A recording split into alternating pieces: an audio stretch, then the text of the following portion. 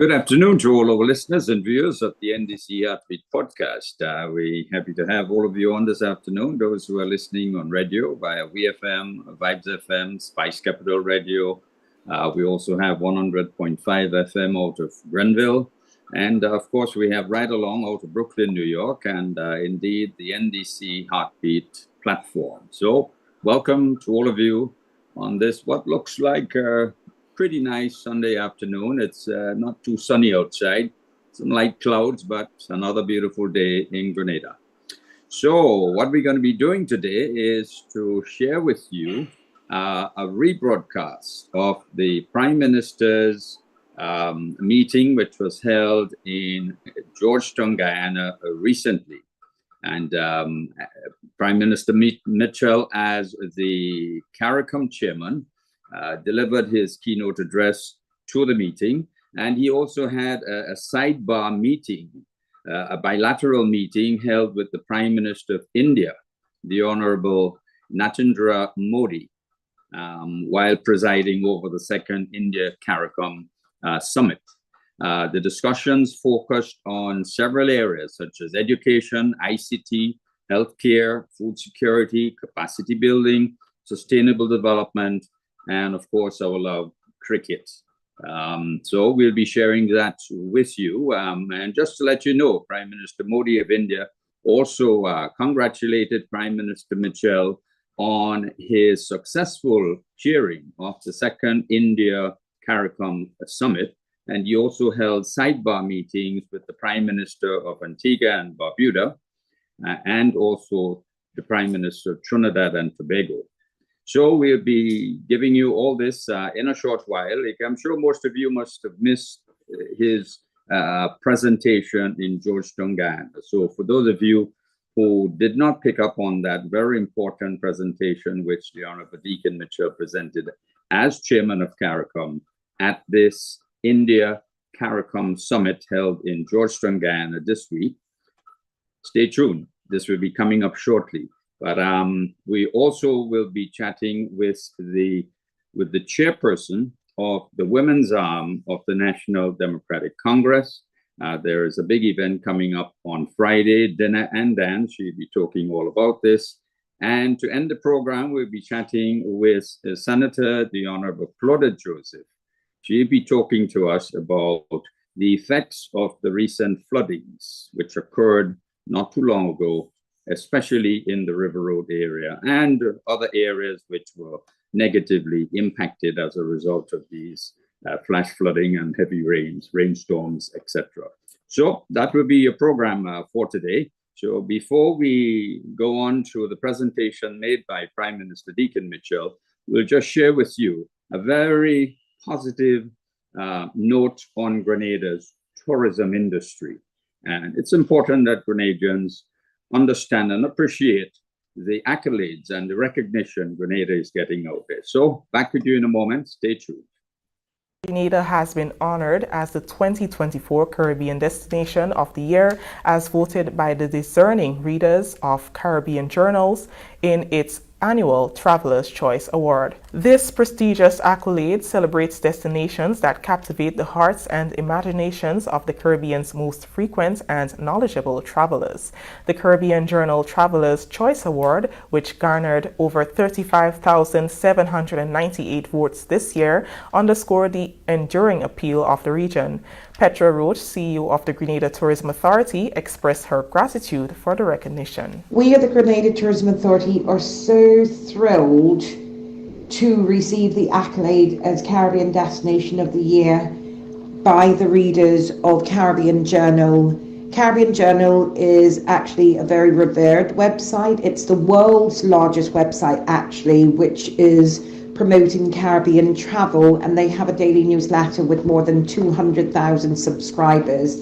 So to get this incredible honor really reaffirms our position as a must-visit destination, which offers exactly what the modern traveller is seeking, that authentic cultural immersion, the fact that we're a warm and welcoming and safe destination with a very, very strong commitment to sustainability. Grenada claimed the top spot in its category, earning recognition for its unique combination of breathtaking natural beauty, engaging experiences, and unwavering commitment to sustainable tourism. This accolade is not only a significant milestone for Grenada, but also a strong endorsement from a global audience, primarily from the United States, Canada, and the United Kingdom, who visit the Caribbean an average of 3.4 times per year.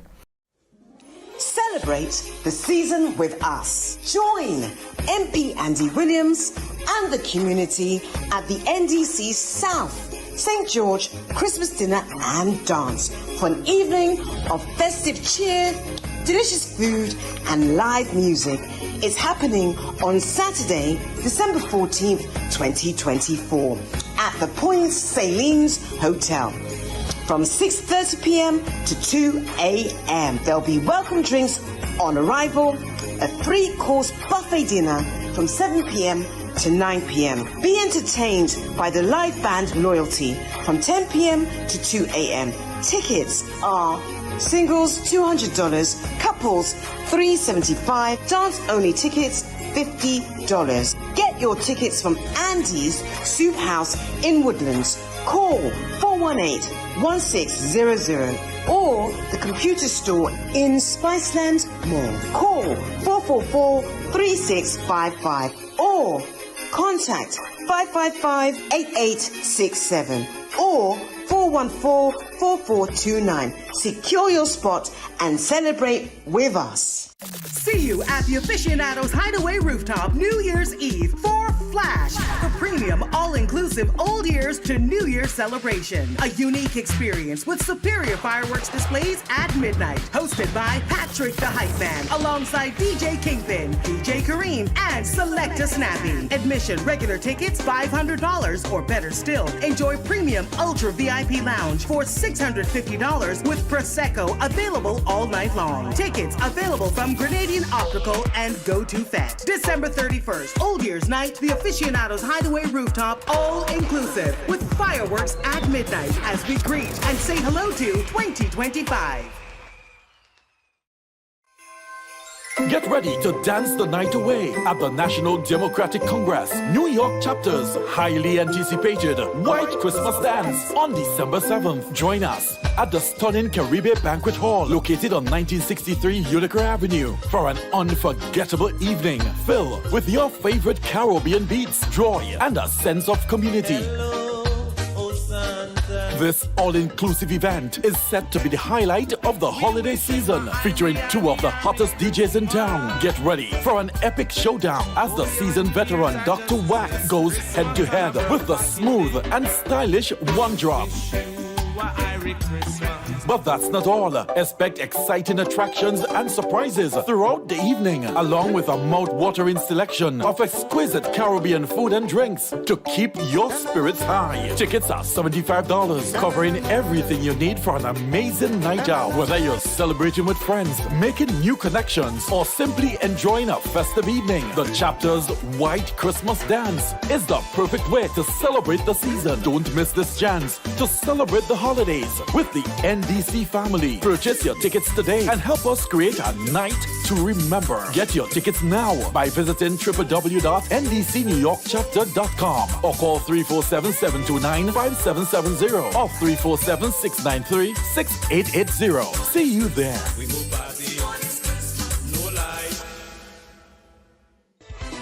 The NDC Women's Arm invites you to our annual dinner on Friday, November the 29th at the Trade Center Annex. Enjoy an unforgettable evening with a glass of wine, live band entertainment, and a chance to win special door prizes. Tickets are just $150 for singles and $250 for couples, with proceeds supporting hurricane relief and the WASH program. Tickets can be purchased from the constituency branches or simply contact Heather on St. John Street at 415-4763. Don't miss out on this special event. For more information, call 403-7701 or 449-5 5872. And here's the exciting part. The top ticket seller will have the honor of dancing with the Honorable Deacon Mitchell, Prime Minister of Grenada, Carriacou and Petit Martinique. Get your tickets today from the constituency branches or call Heather at 415-4763. See you there. Welcome back to all our listeners and viewers of the NDC Heartbeat podcast. Now, what we're going to be doing is sharing with you the presentation made by the Honorable Deacon Mitchell, Prime Minister of Grenada, at the second India-CARICOM Summit held in Georgetown, Guyana. I just want to make the point that India is becoming an industrialized giant. And the relationship between India and the Caribbean is growing from strength to strength. It must also be noted that Prime Minister Modi of the Republic of India is the only head of state to address 14 sittings of parliament all over the world. Do your research, check it out. India is a powerhouse, and we are happy to have a close working relationship with India. Here now is Prime Minister, the Honorable Deacon Mitchell. Honorable Shri Narendra Modi, Prime Minister of India, His Excellency Dr. Mohammed Irfan Ali, President of the Cooperative Republic of Guyana, the esteemed heads of government of CARICOM, Dr. Carla Barnett, Secretary General of the Caribbean Community, distinguished honorable ministers, excellencies, and esteemed delegates, and in particular those accompanying Honorable Shri Narendra Modi, good afternoon.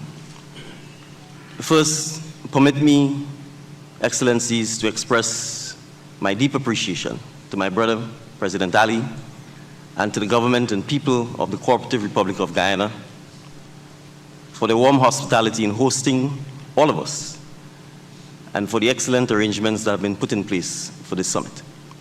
Thank you, my brother.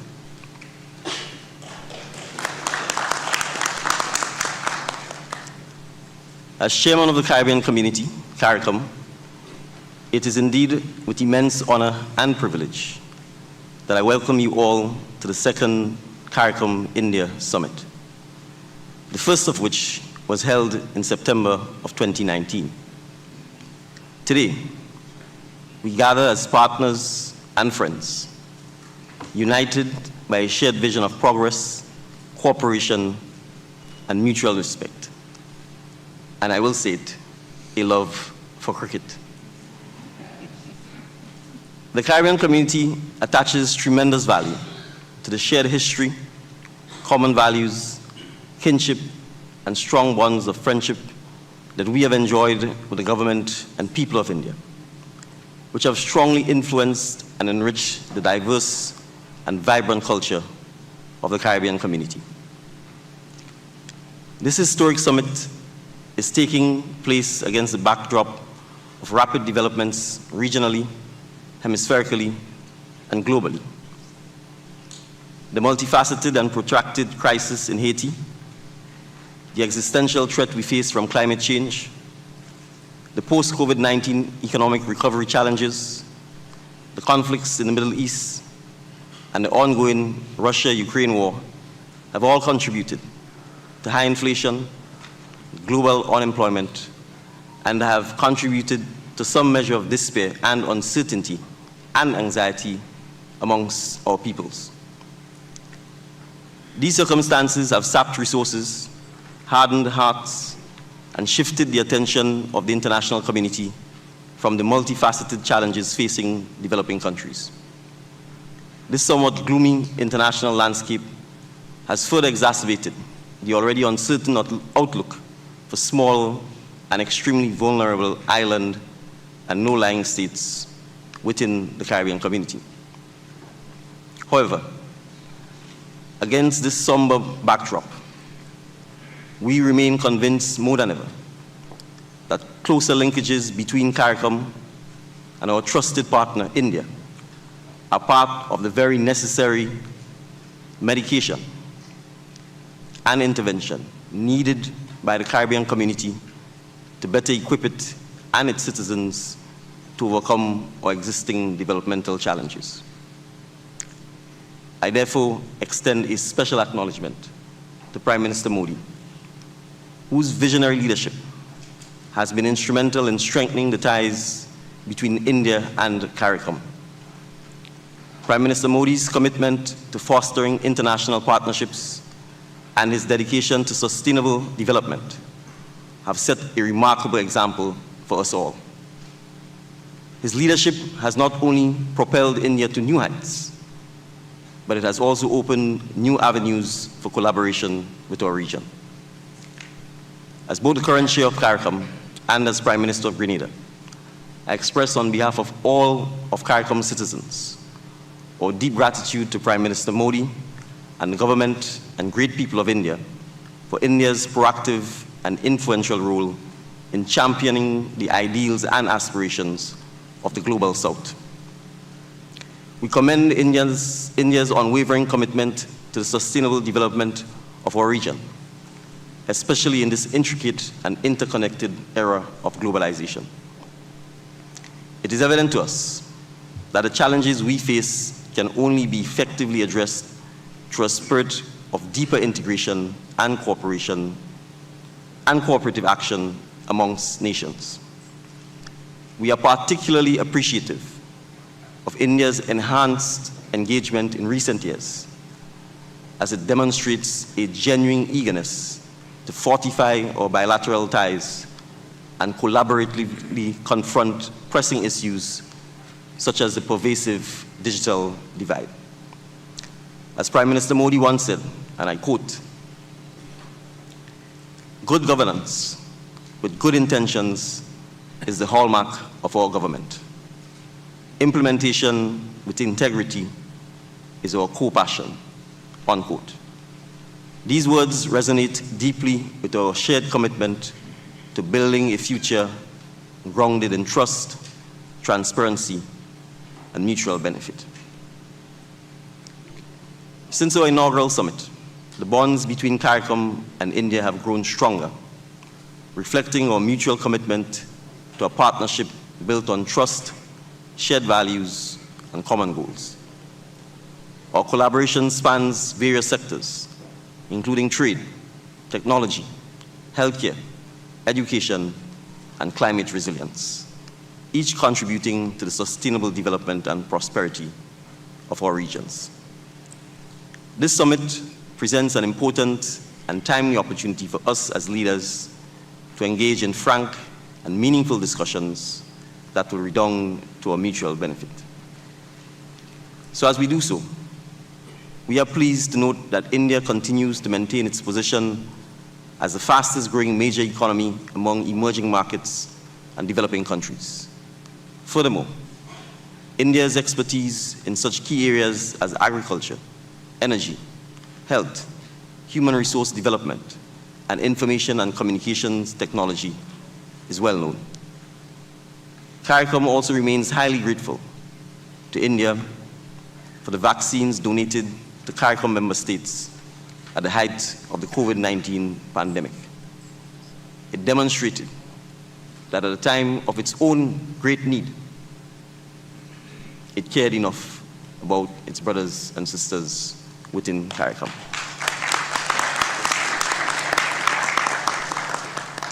So looking forward, we envision a future where CARICOM-India relations continue to flourish and expand. Closer cooperation and collaboration amongst the leaders of CARICOM member states and India would serve to further enhance the partnerships and contribute to successfully strengthening our existing economic, commercial, and people-to-people relations. Allow me, therefore, to warmly welcome Prime Minister Modi to Guyana and to CARICOM, and we look forward to a successful summit. Thank you, Prime Minister.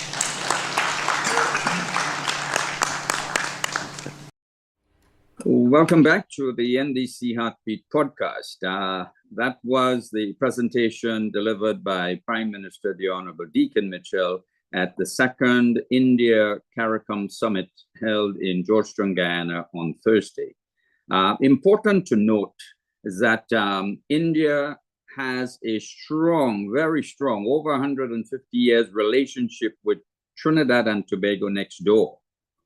And matter of fact, I was responsible for the large ethnic Indian community in Trinidad.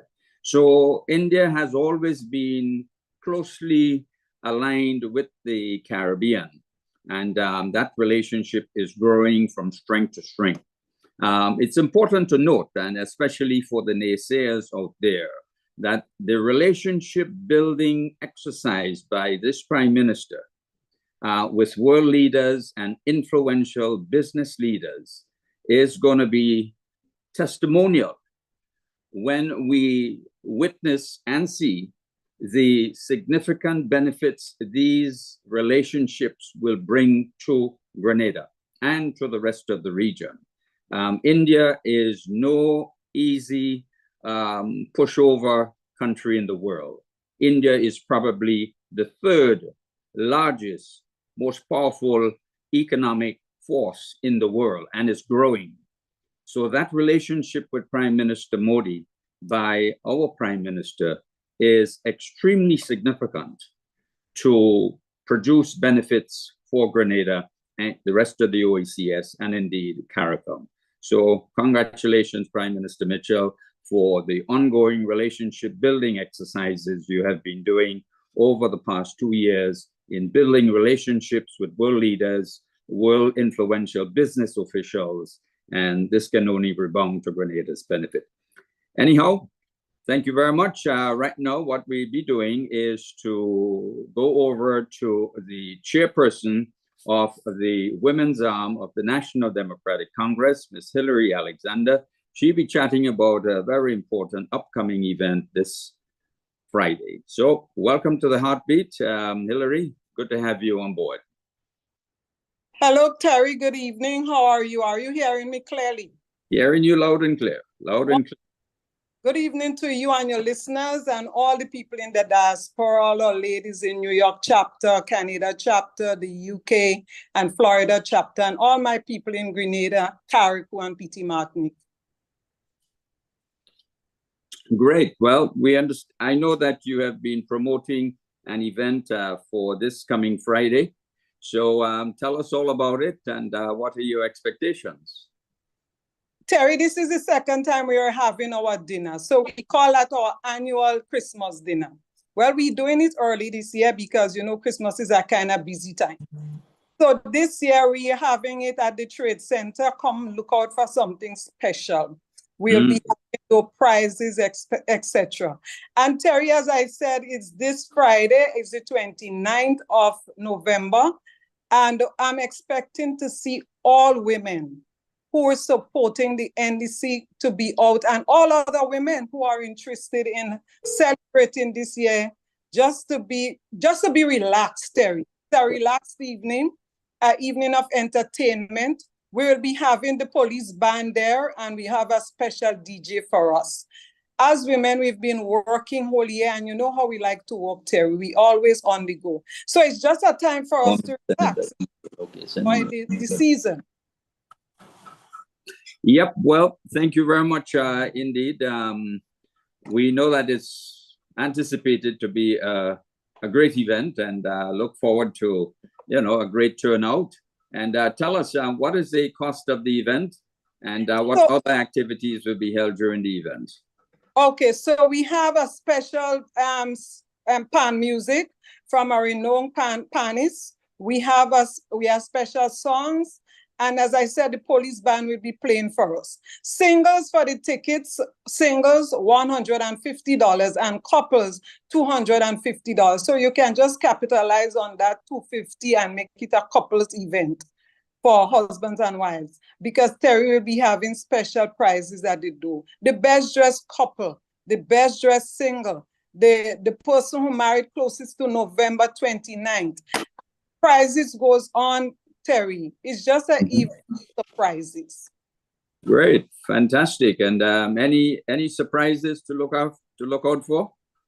As I tell you, the surprises at the door. You will see it when you will get to know all the surprises when you get there. The prizes are in the surprises. The prizes are in surprises. Surprises, yes.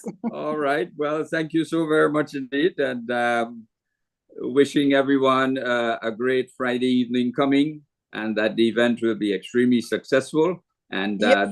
those who have not yet had tickets, where can they find them?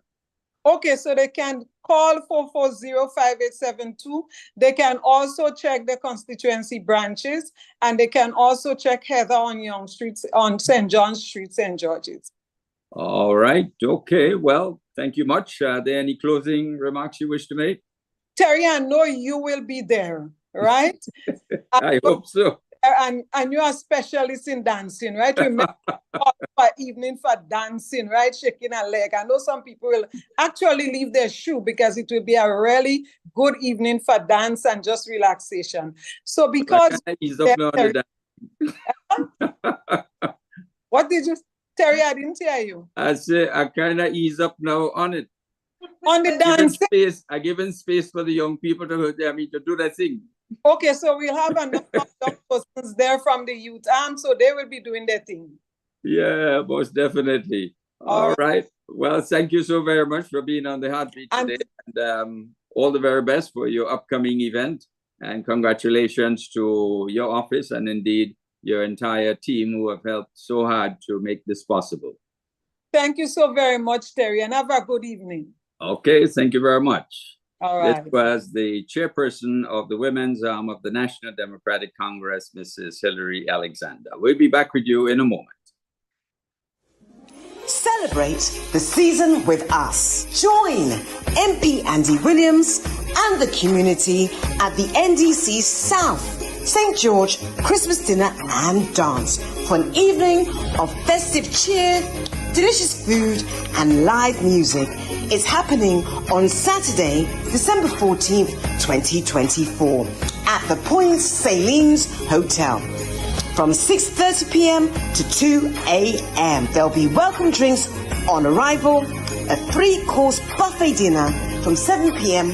to 9 p.m. Be entertained by the live band Loyalty from 10 p.m. to 2 a.m.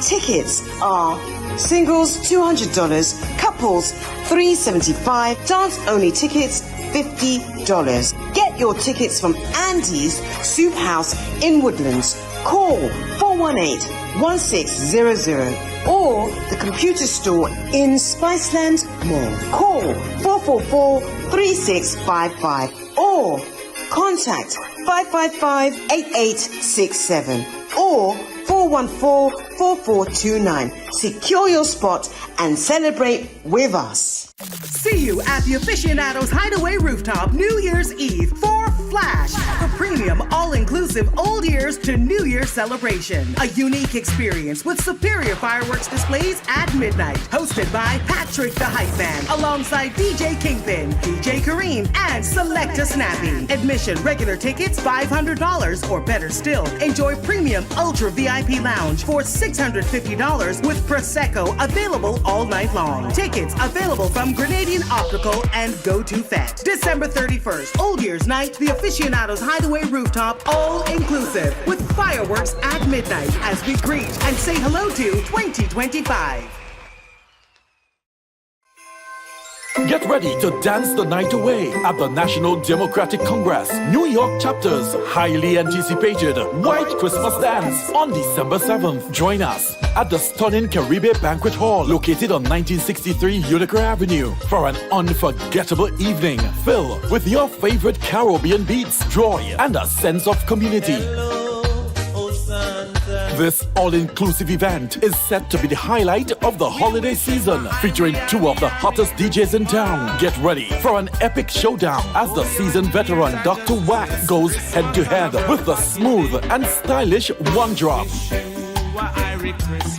But that's not all. Expect exciting attractions and surprises throughout the evening, along with a mouth-watering selection of exquisite Caribbean food and drinks to keep your spirits high. Tickets are $75, covering everything you need for an amazing night out. Whether you're celebrating with friends, making new connections, or simply enjoying a festive evening, the chapter's White Christmas Dance is the perfect way to celebrate the season. Don't miss this chance to celebrate the holidays with the NDC family. Purchase your tickets today and help us create a night to remember. Get your tickets now by visiting www.ndcnewyorkchapter.com or call 347-729-5770 or 347-693-6880. See you there. We go party, no lie. The NDC Women's Arm invites you to our annual dinner on Friday, November the 29th at the Trade Center Annex. Enjoy an unforgettable evening with a glass of wine, live band entertainment, and a chance to win special door prizes. Tickets are just $150 for singles and $250 for couples, with proceeds supporting hurricane relief and the WASH program. Tickets can be purchased from the constituency branches or simply contact Heather on St. John Street at 415-4763. Don't miss out on this special event. For more information, call 403-7701 or 449-5872. And here's the exciting part. The top ticket seller will have the honor of dancing with the Honorable Deacon Mitchell, Prime Minister of Grenada, Carriacou, and Petit Martinique. Get your tickets today from the constituency branches or call Heather at 415-4763. See you there. Welcome back to the NDC Heartbeat podcast. We have now online, and just to let our listeners and viewers know that we are not in studio today. We are out of studio, so we have had one or two little hiccups here and there, but I think it's all going pretty well so far. So online now, virtually, we have with us Senator the Honorable Claudette Joseph, Attorney General, and she is going to be chatting with us on the impact that has been caused as a result of the floodings and heavy rains, the rainstorms over the last two sessions of such unfortunate weather developments. River Road has been impacted, I would say, to a great extent, notwithstanding the damages in other areas of Grenada. But River Road was really, really heavily impacted in a negative way. So she'll be bringing us up to speed on the initiatives down there.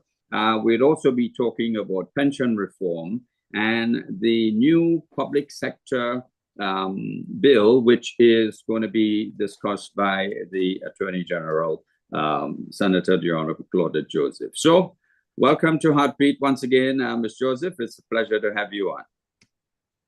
Good day, Terry, and how are you doing? It's always good to be on Heartbeat. Yeah, thank you very much. We know that we have pulled you out of your exercise with the community, cleanup exercise in the River Road area. So, but of course, you're a good scout. You know how to dance here and there. You know how to move, etc. It's just part of the DNA of some of us. We can hop here, hop there, hop the other way. We can play a number of tunes with one instrument. Indeed, Terry, and it's great to be back on the Heartbeat program.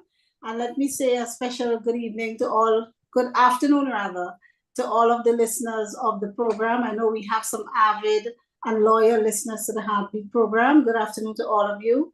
And I would shout out especially the listeners, whether you are on YouTube, Facebook, or any of the stations that carry the program right along.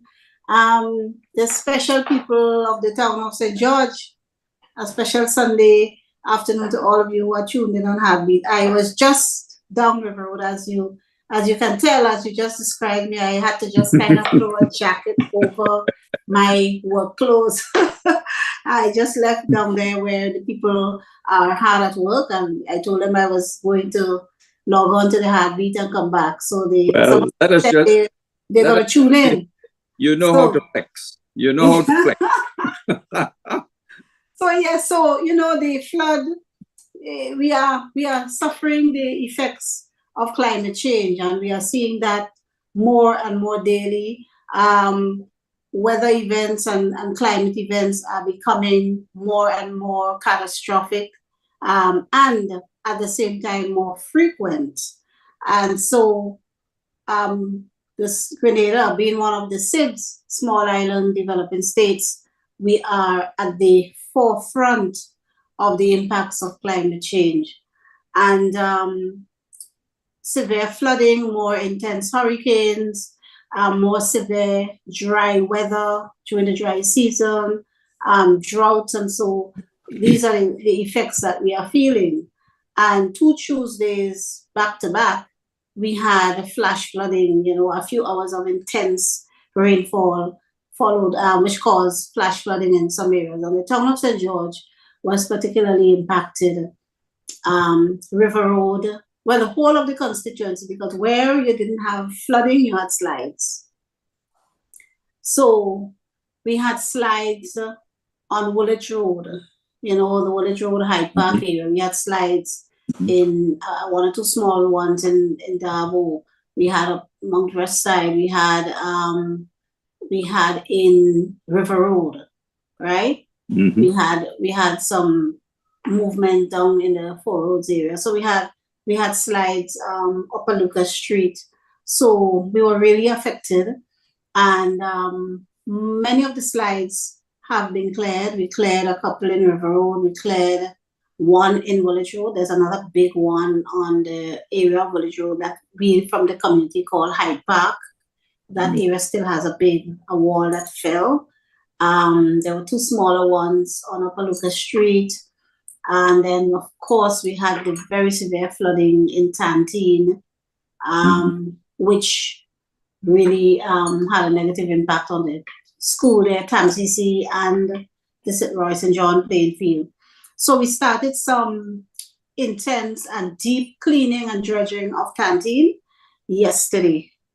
And that is going to continue until all of the drains in Tantine, including Tantine Terrace and the Roy St. John playfield, are cleared of the debris brought on and the silt brought on by the floods. River Road, we were there. This is 2 Sundays in a row that we've been cleaning River Road. It's taking a lot, and I would like to thank the members of the community who have come out and supported and make this effort a reality. The members of the constituency branch of the town of St. George, they have been outstanding in their support and contribution. The members of the Israel United in Christ Church, the young men of that church, they've come out in their numbers 2 Sundays in a row. And also the members of the community. And in speaking of which, this morning, the members of the Dabo community were outstanding in that they came out in their numbers and they were well organized with virtually not much input on my part. They organized themselves, and by the time I got up Dabo, they were almost finished with the cleaning. And so I would really like to commend the community, the Dabo community, for the spirit of volunteerism and national pride and community pride that they are showing in taking the lead in cleaning their community. They did some really nice work, cutting overhanging branches, and so women, men, and children. So that was fantastic. That's great. That's great. Yeah. There was a national call made by the Prime Minister to invite and to solicit and ask Grenadians to dedicate today as a national cleanup day resulting from these 2 flash floods. How is that progressing? Do you have info from the other constituencies? I have not been in touch because I've been out all morning. Busy in your area. Yes, so I have not really been in touch with the other constituencies as yet.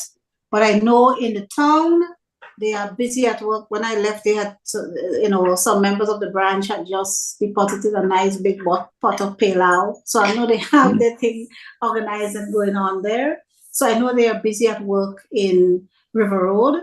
They were just about completed at about Minister 11, also after 11 in Dabo. And Tantine, they worked into the night to clear those drains, and they are continuing today. So those are the three areas in the town of St. George we're focusing for this community cleanup, and they all are going very well. And let me just here place on record special thanks to the Ministry of Social and Community Development for their support, and the Community Development Officer there, Mr. Bola, the Ministry of MIT, Minister Williams and his team at MIT, the Royal Grenada Police Force, the National Water and Sewage Authority, and the Grenada Solid Waste Management Authority. And there are other private sector entities such as Rainbow Janitorial and so, who came forward and assisted by providing heavy equipment, truck, bobcat, whatever we needed, and hands. So thank you to all these persons and entities, and also the individuals who contributed, whether it's by donation for the refreshments, or helping us to get water, or cleaning implements, spades and wheelbarrows, and so. We got great support from government entities, parastatals, and the private sector alike. So I'm really pleased with this effort. Well, fantastic indeed. And let me join with you in thanking all those throughout the length and breadth of Grenada, and indeed Carriacou and Petit Martinique, for coming out this morning and participating in this national cleanup exercise. So our thanks to all those who participated, be it in whatever way you may have. Now, Terry, before I know you want to go on to the next subject, but before we go on, I just want to say that as we speak of climate change and how the impacts of climate change affect us as a small island developing states, I just want to let the nation know that while we are doing our bit on the local front, we are also letting our voices be heard on the international front.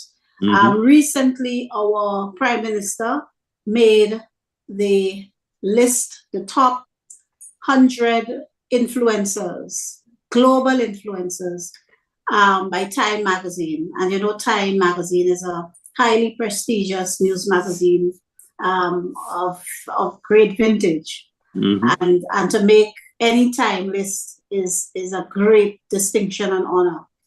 So Prime Minister's voice is heard out there to the extent that he is one of the top 100 influencers globally on climate change.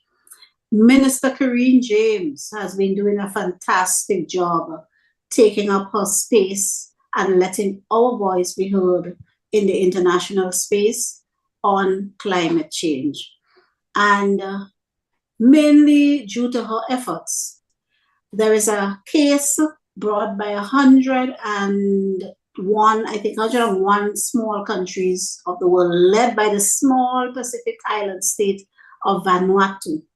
Vanuatu is about the size of Grenada, with a population just a little larger than us, not much.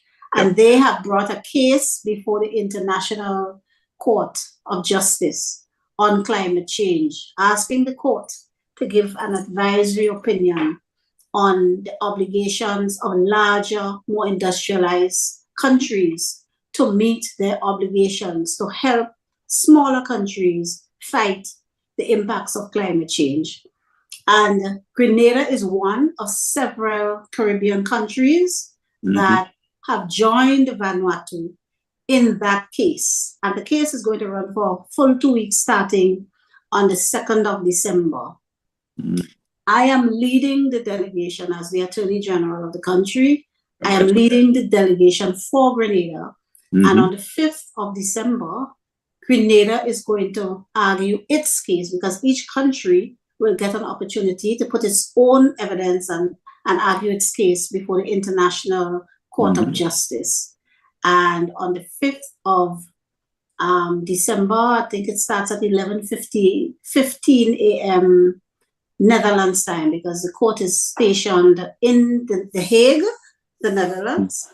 And so we will be making our presentation to the court, led by myself and Crown Counsel Ray Thomas and two other international climate change lawyers that form the team for Grenada.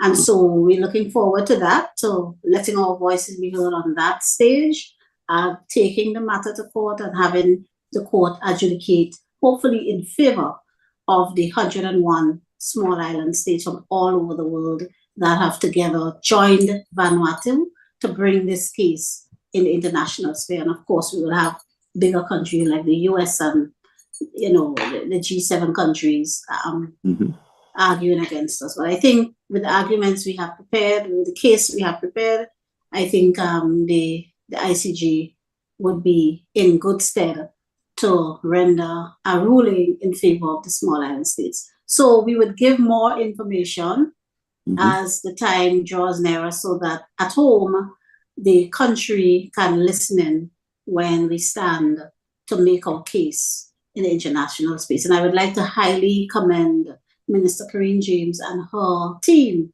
for encouraging us at the Office of the Attorney General to become part of this case, and encouraging us in good time so that we were able to meet all the deadlines, file our documents on time, and we are ready to present our case on the 5th of December. So I thought I would share that, considering what we I mean, now. This is indeed almost a very, very big bombshell. It's a this is a bombshell. Yes, it's a historic. It's the first case of its kind ever in the world. Exactly. This so, is and we are part of it. Yeah. You know, so congratulations to you, to Minister Corinne James, and indeed to our Prime Minister for, you know, the attention that he has placed worldwide to bringing attention to the vexing problem of climate change. So 11 o'clock in Holland, that would be around what, 4, 5 o'clock? They are 5 hours ahead. 5 hours ahead. So it's about 4 o'clock. 11:15 4:15 our time. Grenada, it's 11:15 Holland time. So it's 4:15 Grenada time. Grenada time, yeah, because they are ahead, I think. So this is something, this is a matter which we need to promote heavily, so that all of Grenada can join in to hear the presentation led by Grenada and its Attorney General, and the small island in the Caribbean joining with another small island, Vanuatu, in making this case. This is indeed, you know, a very significant moment for Grenada and indeed for SIDS countries, small island. It's a big deal. Yes, it is a historic case. And absolutely. From the Caribbean, we have Belize, Barbados, Grenada, Jamaica, St. Vincent, St. Lucia, Antigua and Barbuda. I think these are the Caribbean countries that have joined and are also, Dominica is there as well, and are also among the 101 or so countries of the world bringing this case against the larger countries, because they gotta put their monies where their mouths are. We are not responsible for climate change, the carbon emissions that cause climate change. We, the smaller countries, do not emit those emissions, yet we suffer the severest consequences of climate change. And the larger countries with so much wealth have pledged repeatedly to support smaller countries as we try to recover. Every time we have a disaster, this is what causes us to, this is one of the things that would cause us to end up before the IMF and in recession and having economic regression. And so every time we try to recover from a climate event. And so, and we have not been supported, even out of burial. We've gotten very limited support from the countries that cause climate, the climate hurricanes and so, to be as severe as they have become. Most of our efforts have been from support by our regional brothers and sisters and our own efforts. Well, I think this is probably a note for cultural artists to take, cognizance of, that this situation should be represented in the music, the calypso, the soca, etc. So let the world really start getting the feel and the knowledge that what we're doing is causing serious damage to small island states like Grenada. So I know our cultural ambassadors can certainly do justice to such an event. They can. They can put the lyrics to it. You see, climate change is topical, it's real, and if we, this generation, if we don't do something about it, we are not going to leave the world in a good place for the generations to come. Exactly. They are going to be severely challenged, threatened, almost to the point of irreparable damage being done to the planet. Yep. And changing life as we know it on the planet. And in some instances, making certain regions of the world uninhabitable. People losing their lives, livelihood, their culture, everything. We see it here in our own Grenada, where, take for example, the Thibault Cemetery in Caribou. The people who are buried there, their loved ones can no longer go and carry out the traditions that the Caribbeans have with around All Saints and building the grave and all of that, because the sea has basically swallowed up the cemetery. Well, that's a good line for a chorus in a calypso. Yeah. So there's so much content. So we challenge our calypsonians and our cultural artists to start putting music and bringing attention to the world, because folks may not read too much, but they would listen to the music, to the lyrics in the music. So it's important that they take cognizance of this very important developing situation, which is a very vexing one indeed. So again, congratulations to lead this delegation and to present this matter in The Hague, in Holland. So good luck and all the best to Grenada. It will be my honor and pleasure to stand and present on behalf of the government and people of Grenada. Yep, congratulations.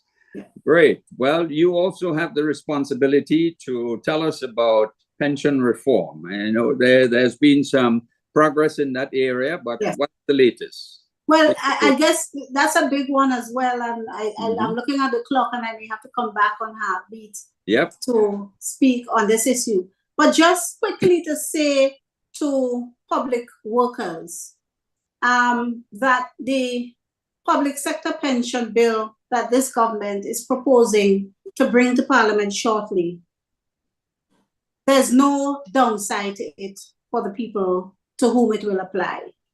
There is no adverse impact. There is no negative aspect of this pension bill. In simple terms, we have the existing pension regime, which was restored by this government after the court ruled for a third time that the 1958 Pension Act remains in force for the people who are confirmed in the public service. All right? And it was this government, recall, that brought it into force. The previous NNP government refused to comply with the order of the court. The order of the court in 1998 in Irvin McQueen and the Attorney General, the order of the court in 2010 in Herman and Armstrong and the Attorney General, and the order of the court in 2022 in the Public Workers Union and others, and the Attorney General. 3 cases. So let us first of all disabuse ourselves of the notion that it was the first time the court ruled on the issue of pension. It was the third time. Well, the government knew what they had to do. They knew that the court had declared on the constitutionality of pension rights for existing workers. They took a conscious decision to not restore the pension rights of those entitled. They said nobody's going to get pension unless we have pension reform. Just reminding people that the Prime Minister gave an address at a trade center. And he basically said, nobody's going to get pension. Those who are entitled, those who are not entitled. Unless there was pension reform. We have taken a different approach. We have said for those who are entitled by virtue of the constitutional provision and the decided law, the decided cases, we are going to abide the order of the court and restore pension for those people. So if you are confirmed in the public service, you are entitled to pension under the 1958 Pension Act, and that cannot change. If you are not confirmed in the public service, but you are in the public service working under a contract or temporary or unestablished or one of those things, you are not entitled to pension as per the 1958 Act. And so the new public sector pension bill will apply to you, and you will then become entitled to a pension when that law comes into force. So then all public sector workers will become entitled to a pension, some under the 1958 regime, some under the new public sector pension bill. For those who are not yet entitled, the option is you either get the new pension scheme that come in, or you get nothing because you're not entitled to what is already in force. And I'm really concerned with the trajectory and the route down which some of the union leaders are going. And I do not think, quite frankly, that they are serving their members best with what they are saying, because they are incorrect in what they are having their members believe. Right. And I would like to come back and speak some more on it to show workers some of the benefits. And actually, in some respects, the new pension scheme we are proposing is better than the existing one in some respects. All right. So just so that we have a global understanding, the old pension reform from 1958, entitlement goes to individuals who are so entitled to. Yes, and they're getting it already. Workers, already in force. As they retire, they get it. Yeah, that is what we did in November 2022. Right. And workers who are temporary, being on contract or whatever arrangements, maybe some without letter, etc., exactly, who are in the service, they will benefit under a new public sector bill which is being pursued. Exactly. And they will that also is a contributory join in the scheme where workers contribute 3%, government contributes 3%, in keeping with the conventional arrangement for pensions globally. It's contributory. Now we have the non-contributory one to 1958 one, but that was designed for a public service that contained less than 500 people. We have a public service now with over 7,000. Yep. So think about it, and you're asking government to engage a non-contributory scheme for 7,000 people. That is, they know that is not realistic. Seriously? They know it's not realistic. Yeah. They know that. They know that. Of course, if they can get away with it, well, fine. But of course, if we do generate the option, or let's say the possibility of oil and gas fines, then I'm sure probably government may consider, you know what, this is your patrimony. So fine, don't make a contribution because we have oil and gas now. I don't even know. I don't even know even then if that will be feasible. Because of course we have a healthcare system to build, which is extremely expensive.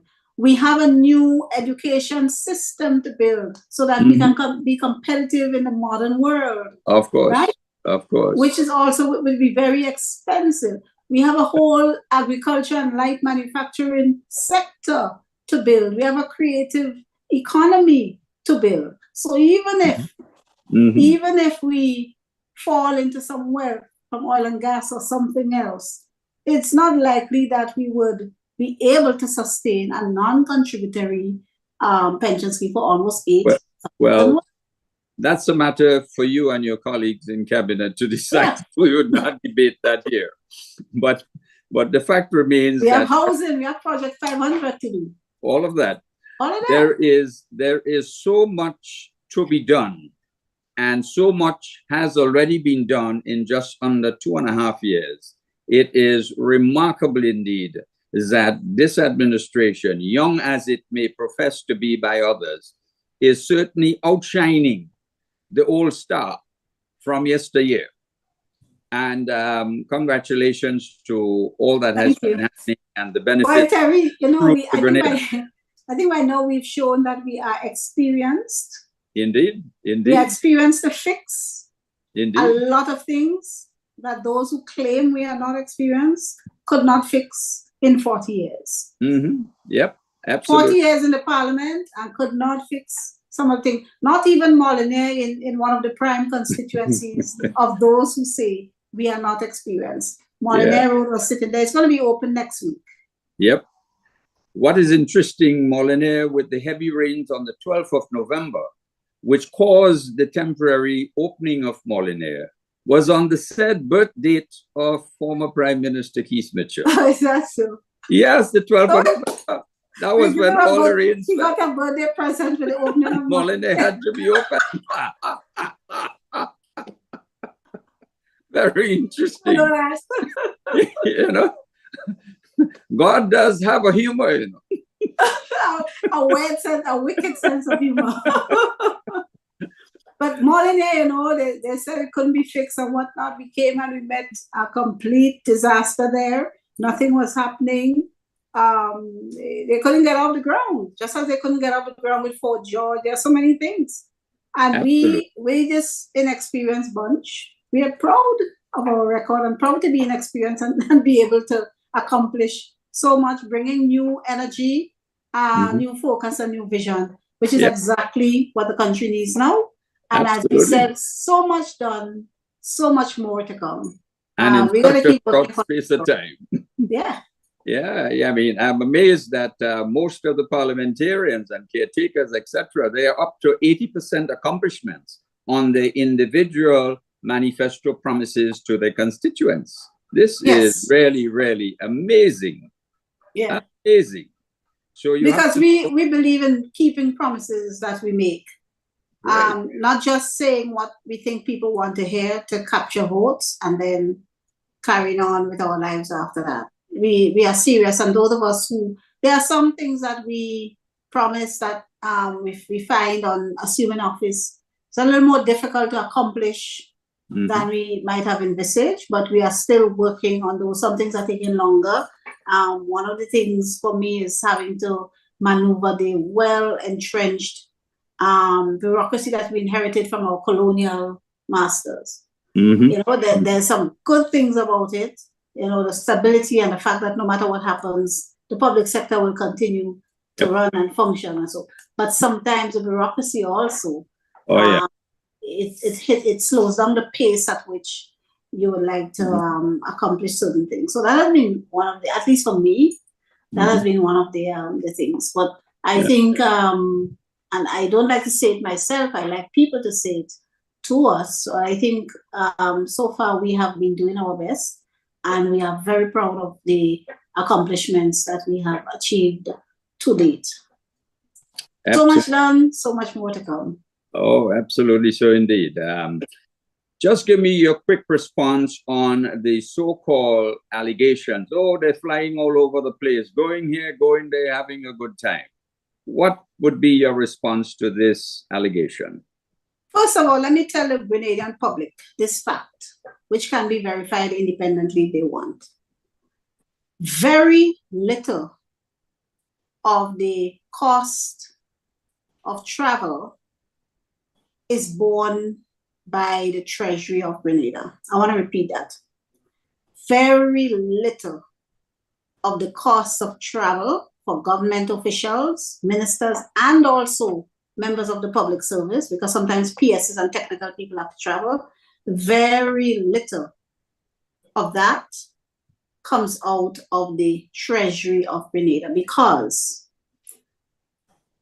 this government, our Prime Minister and his cabinet, we have adopted a policy that if the travel is not funded, it's not approved.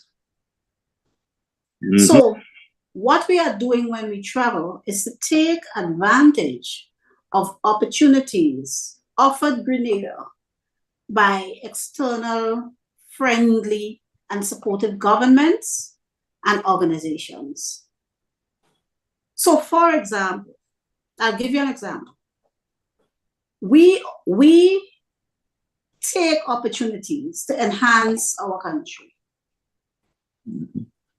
The last time Grenada attended the International Labour Conference of the International Labour Organization, I can speak to my own Ministry of Labour, was 25 years ago. 25 years ago. We had a bad reputation. If you went onto the Labour website up to about September, Grenada was one of those delinquent countries in the red. We were not complying with ILO standards. We were not filing labor ILO reports required to be filed under the ILO convention of which we are a signatory. We were not attending meetings. We were not doing any of these things. On becoming Minister for Labour, we reached out. I reached out to the ILO for support because people could say what they want. The Ministry of Labour, which was headed by the current Member of Parliament for the town of St. George. When I came, he was my predecessor. That had got to be one of the worst run departments. We had to rebuild from the ground up. And that we did. And today, as of September, Grenada, if you go onto the ILO website, we are one of the compliant countries.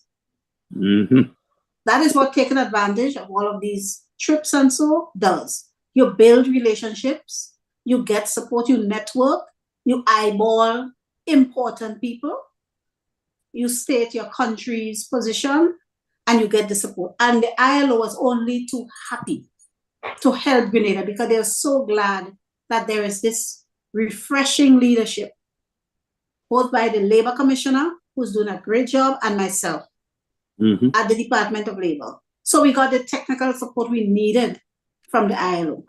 Right. To come into compliance, we did that, right? We are developing new policies for employment services and a revamp of the Labour Code and all of the good things that we know the workers of Grenada will greatly appreciate.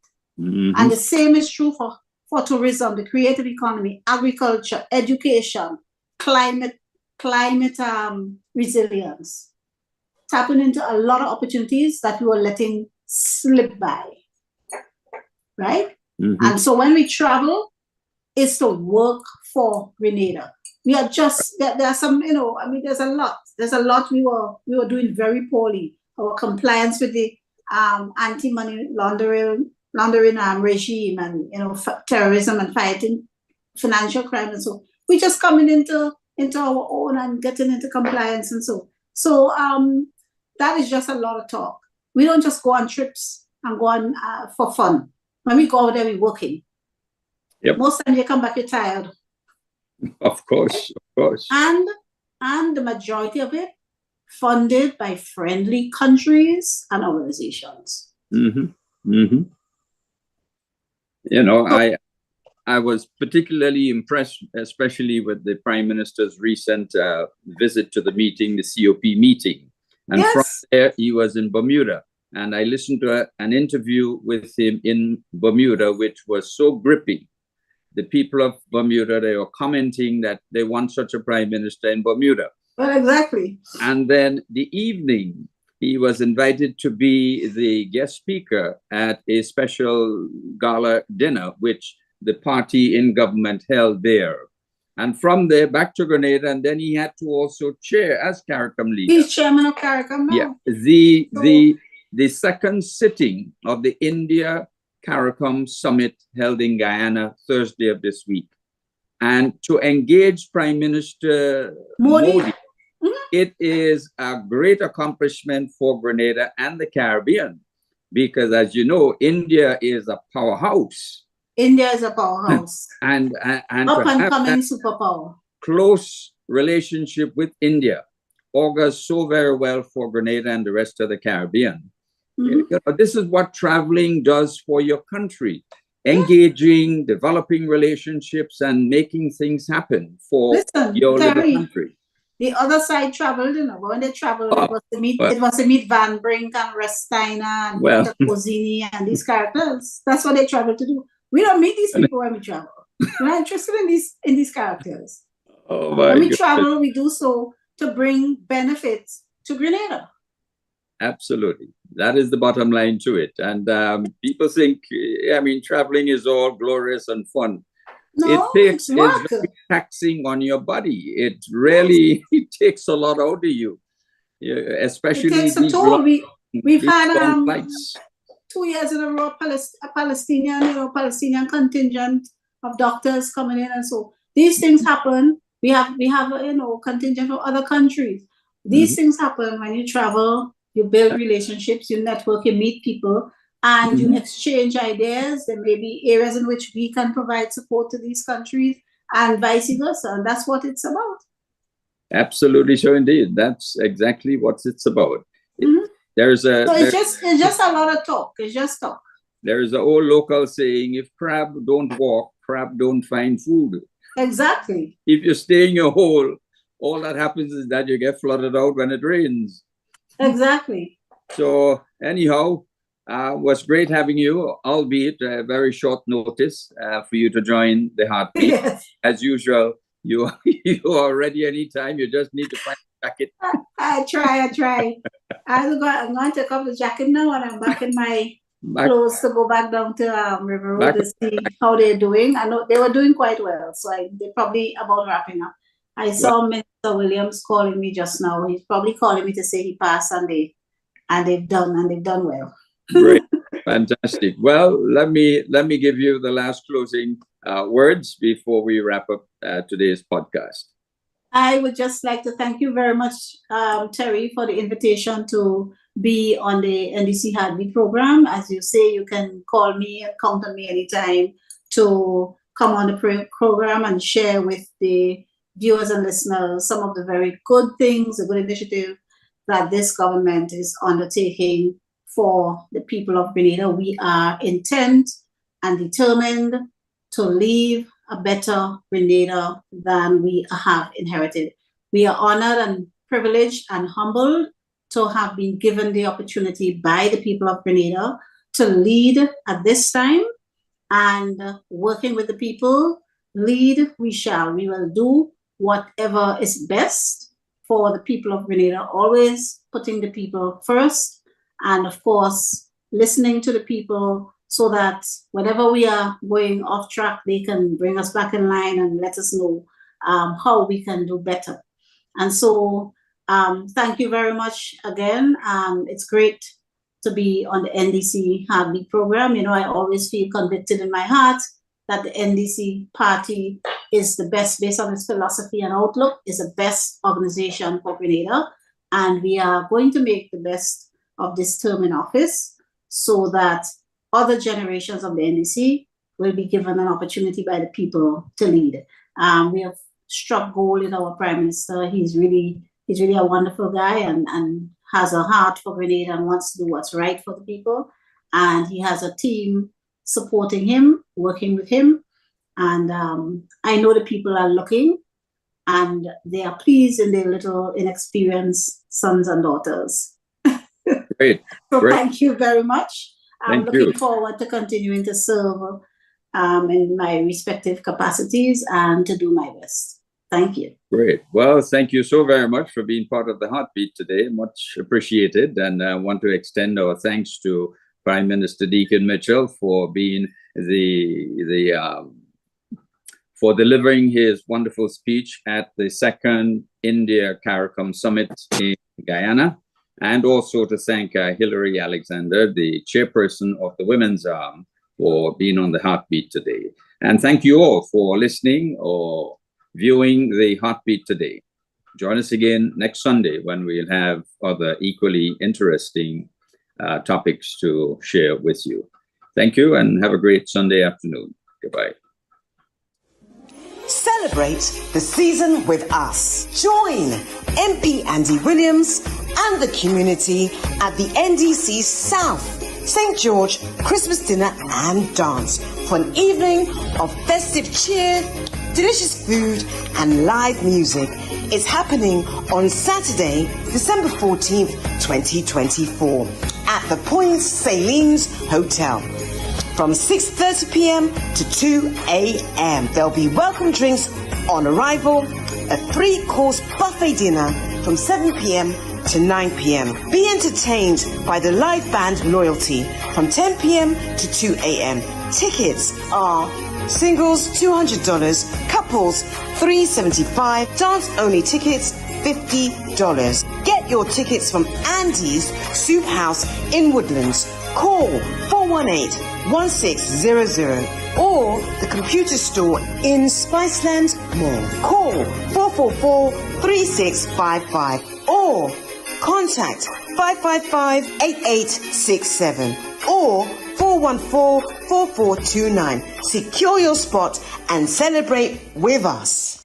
See you at the Aficionados Hideaway Rooftop New Year's Eve for Flash, the premium all-inclusive old years to New Year celebration. A unique experience with superior fireworks displays at midnight. Hosted by Patrick the Hype Man, alongside DJ Kingpin, DJ Kareem, and Selecta Snappy. Admission regular tickets $500, or better still, enjoy premium ultra VIP lounge for $650 with Prosecco available all night long. Tickets available from Grenadian Optical and Go To Fet. December 31st, Old Year's Night, the Aficionados Hideaway Rooftop, all inclusive, with fireworks at midnight as we greet and say hello to 2025.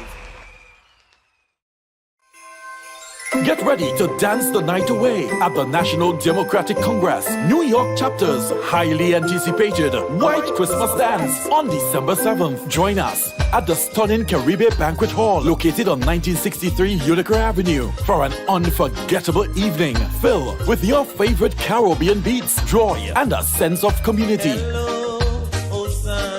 This all-inclusive event is set to be the highlight of the holiday season, featuring two of the hottest DJs in town. Get ready for an epic showdown as the seasoned veteran Dr. Wax goes head-to-head with the smooth and stylish One Drop. But that's not all. Expect exciting attractions and surprises throughout the evening, along with a mouth-watering selection of exquisite Caribbean food and drinks to keep your spirits high. Tickets are $75, covering everything you need for an amazing night out. Whether you're celebrating with friends, making new connections, or simply enjoying a festive evening, the chapter's White Christmas Dance is the perfect way to celebrate the season. Don't miss this chance to celebrate the holidays with the NDC family. Purchase your tickets today and help us create a night to remember. Get your tickets now by visiting www.ndcnewyorkchapter.com or call 347-729-5770 or 347-693-6880. See you there.